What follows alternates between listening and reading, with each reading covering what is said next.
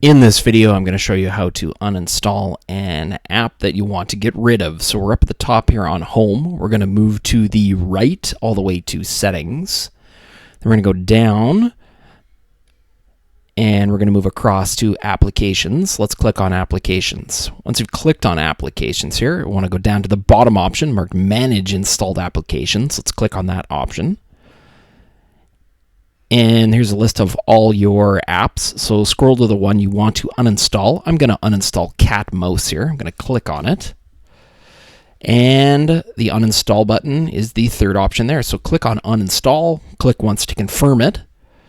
It's going to take a second to uninstall here, and it's gone. Now, if you navigate back to the home page, you can press back, you can press the home button. You'll notice once you get there that the cat mouse for me is still there for a second, but then it disappears and the app has been uninstalled.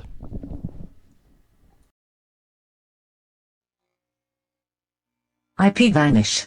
Click the link in the description below to find out how to protect yourself.